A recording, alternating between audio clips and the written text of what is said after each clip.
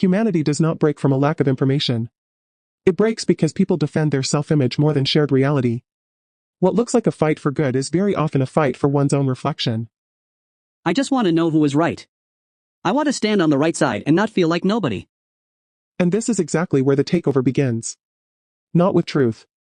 With the fear that without a group, a slogan, and an enemy, you will be empty. From childhood, they teach you what should give you pride, what should give you shame, whom you should admire, and what you should fear. Later, one word, one image, or one symbol is enough, and the whole mechanism starts moving faster than thought. But I really feel that it is mine. It is my opinion, my impulse, my voice. The most effective control does not take your voice away. It makes someone else's program sound like you. When I belong, I feel relief. When I know I am right, I feel strong. When I have an opponent, I know who I am. You have not chosen truth yet. You chose anesthesia that puts the chaos inside you in order for a moment. A group gives you significance. A slogan gives you simplicity. An enemy gives you direction. Ego loves everything that saves it from meeting its own fear. So all my outrage might not have been courage, but a defense of myself. You have a story about yourself, your grudges, your roles, your defensive reflexes. At some point, all of it fuses into a single master over you. That is your name. Not your legal name. The mechanism that speaks first, gets offended first, and demands confirmation first. I thought that was simply me. That this was my character and that this was how freedom worked. Character without awareness easily becomes a cage.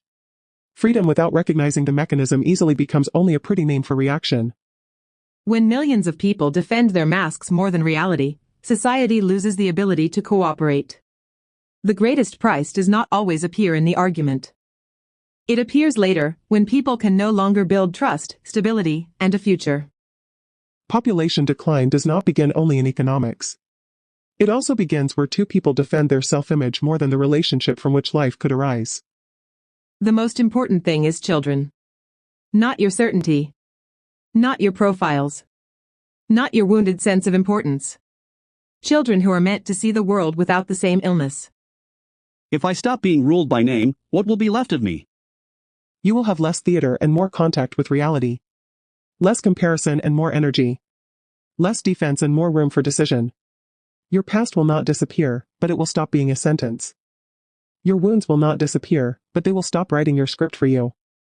Only then does a person stop being an easy button to press. Only then can they love without trading an advantage and raise children without passing on their own wounds. Alone, it is very easy to return to the old filter. Ego quickly turns pain into a new legend about itself and calls it truth again.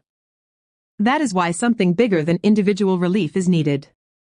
Not a crowd. Not a cult. A shared awakening from the mechanism that breaks a human being from the inside. RAZEM is not decoration. It is the decision that you will no longer confuse reaction with yourself and that you will not hand the future over to your own impulses. I see it now. For the longest time, I was not fighting for truth. I was fighting for my reflection. We're all equal before the machine.